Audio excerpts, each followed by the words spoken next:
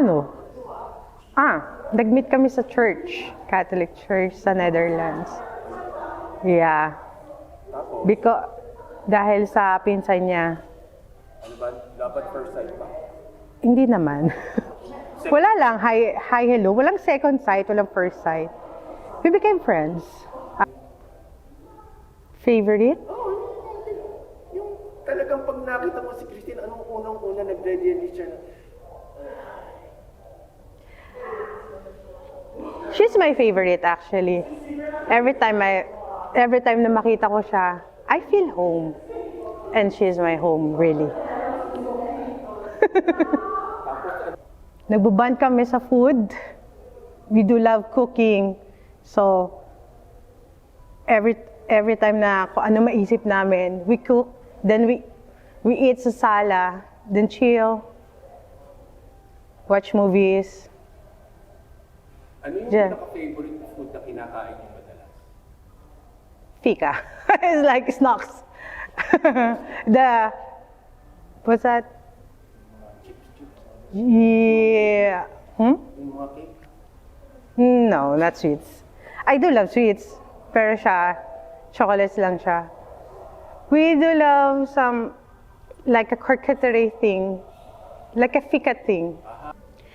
Actually, ang pinakaayaw ko lang is, meron kasi siyang sariling rules sa laundry. Doon, hindi kami nagkakasundo. She have her own folding. I have my own. Just like small stuffs. Yun lang.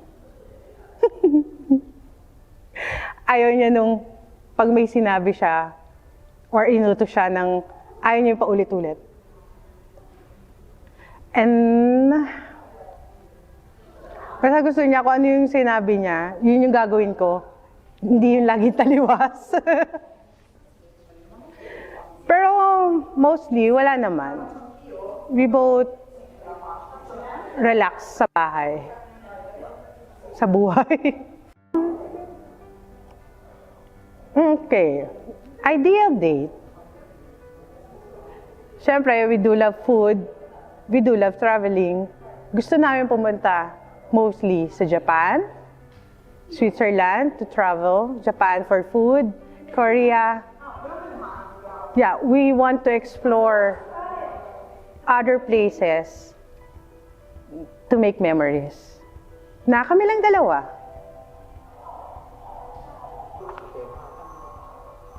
Okay. I want to thank my family for helping and supporting us. And especially, I want to thank her family, her mother, for accepting me to be part of their family and to make this thing happen. And to all my friends and to everyone that's helping out and supporting us. And especially, most especially, for my soon-to-be partner in life. Thank you, and I love you so much.